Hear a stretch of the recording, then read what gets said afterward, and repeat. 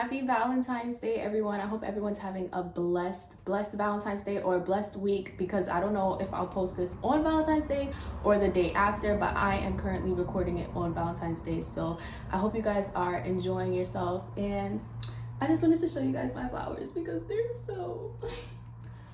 so pretty. But anyways, in today's video, I will be giving you my top 5 favorite romance books. I am mainly a romance reader anyway, so let's just get into it. So we're gonna do 5, and then I have 2 honorable mentions, but I'll do them at the end, and I'll explain why they're just honorable mentions and why they're not in the top 5 list.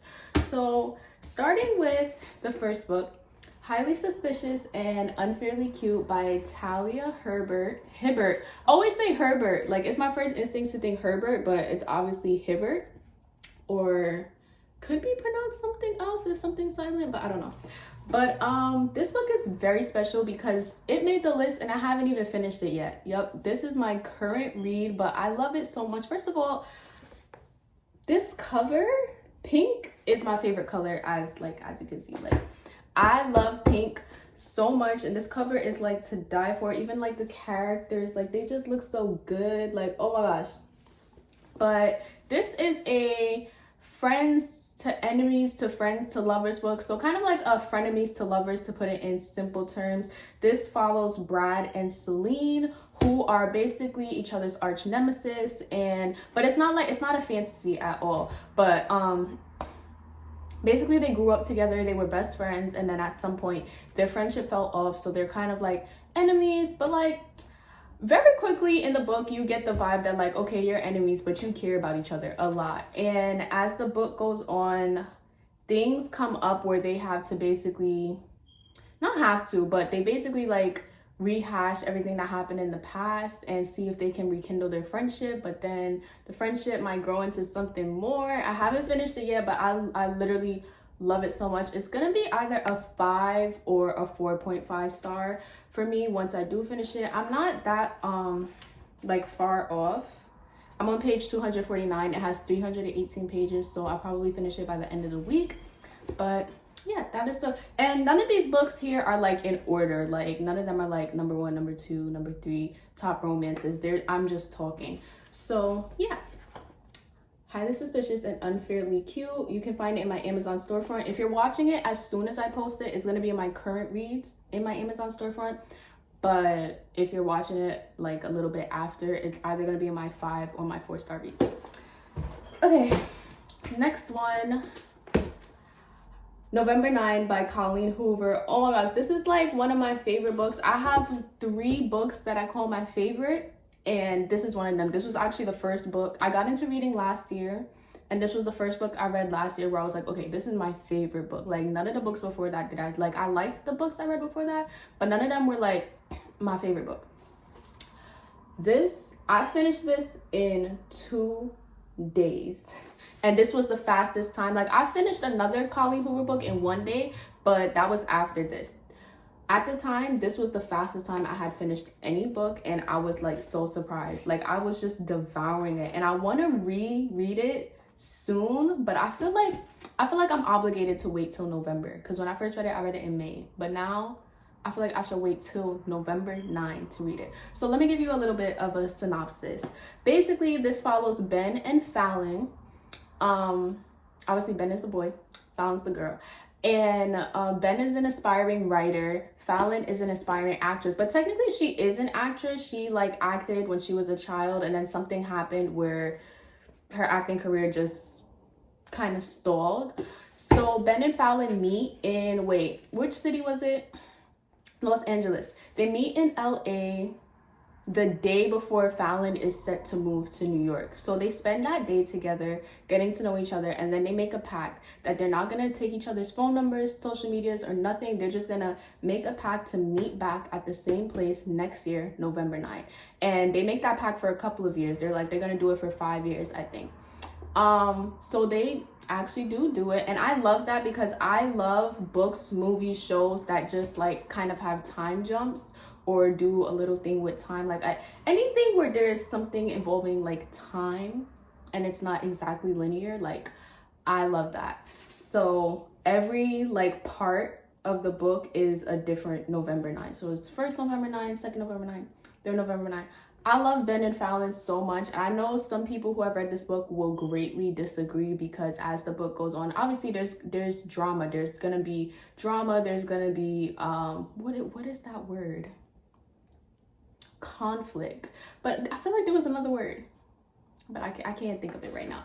But there's gonna be something that, you know, happens in most books, because some books, like The Resurrection of Wildflowers, be having no conflict, and I just be so bored and so confused as to why it's even a book. But anyways, and some of the things that happen in this book people find unforgivable, but I don't. I don't. Like, I just love them so much, and I think this is one of the books that I would call poetic, but I know that's gonna be controversial because some people really don't like Colleen Hoover and they think she's a terrible writer.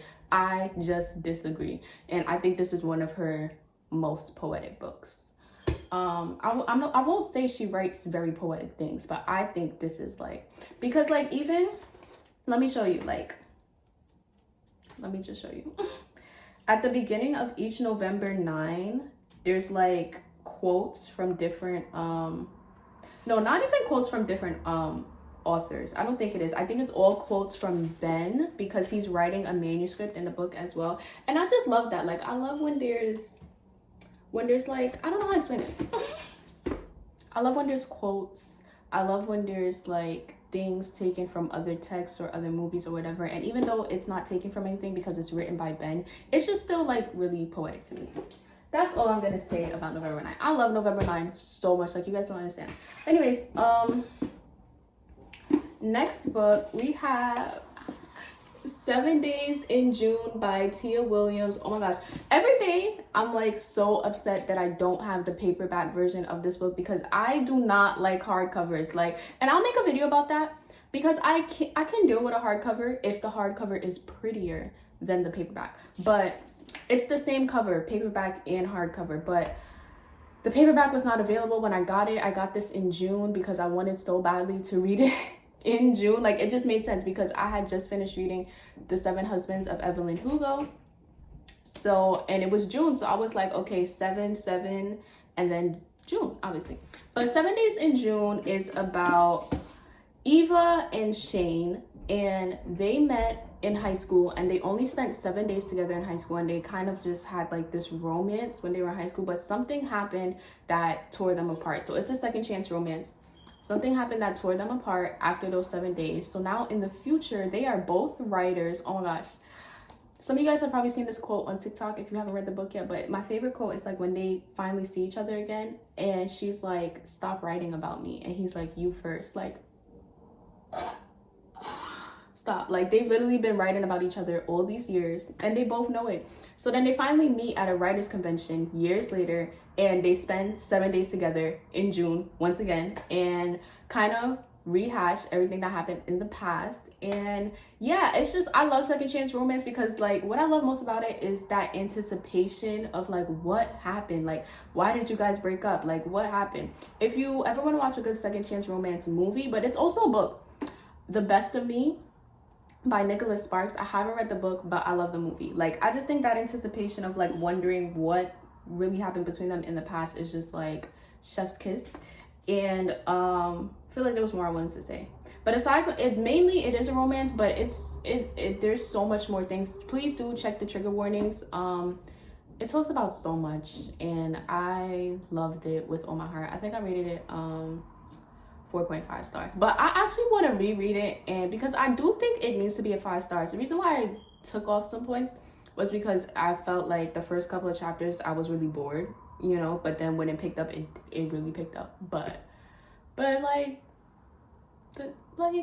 does it deserve to have a 4.5 just because of that? Like, I feel like maybe I should put it back at a 5 star, but I don't know. I need to reread it before I make that decision. But yeah, that is another one of my favorite romances. Oh, if anyone ever wants to get me a gift, get me a signed paperback. Like, I want to buy the paperback, but like I'm not one of those people who like buys another copy of a book just for no reason, you know. Like, I'm just not into that. Like, why would I buy? And I'm not, you're not wrong if you are into that, do what you want, but It's, for me, it's just like, I don't know why I would buy another copy of a book and it's the same book. Like, yes, paperback, but it's the same book. But the only way I will buy a paperback of this is if it was signed. You see, like, that brings a little more value, you know, because it's a signed copy. So if you ever want to get me a gift, get me a signed paperback of this book.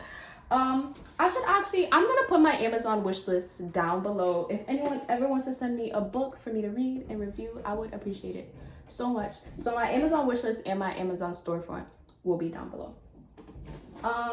Okay, next one, Excuse Me While I Ugly Cry by Joya Goffney. I really hope I pronounced the name right. Oh my gosh, this book made me an automatic buyer for this author. Like, it was amazing. And it also, both of these books are making me realize that I love rom-coms written by Black women, because, and they're both YA, so maybe I love YA too. Like, I think these are the only 2 YA books I have, so I'm gonna have to explore a little more and see. But oh my gosh, I love this so much, and I feel like I just seen so much of myself in the main character, Quinn. Just because, mainly because she's like, she likes to write lists. Like, anything that's on her mind, she has to write it out, but specifically in a list form. And that is me. Not really with the lists. I like lists, but me just in general, I like to write things that are on my mind, because like, I have to get it out. And I loved this book so much. Basically, she ends up losing her journal, which is like her prized possession, because all her lists are in there and they're personal. They're not just like grocery lists, like they're personal things. And she ends up switching it with, what's his name again, Carter, by accident when they were working on a group project. And then she tries to get it back from him, but he loses it. And so now they're like going on this quest to find her journal, and they're realizing that they're catching a vibe for each other, and we can do nothing but love and appreciate that. This one is crazy, like, but it looks kind of nice actually. Okay, but yeah, I devoured this book. I feel like I finished it maybe, I feel like in 6 days. I always write the date, so I started November 18th and I finished it November 23rd, so 5 days. Like, that's how you know. That's how you know I ate it up. And last, for the official list, I mean, come on.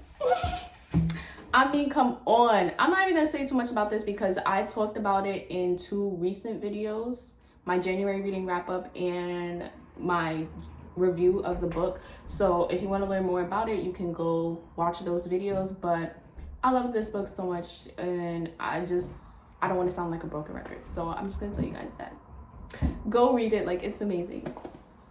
So that was it for my top 5 favorite romances. I think I may change that list later on, but let's get into my honorable mentions. I only have 2, so it's gonna be really quick.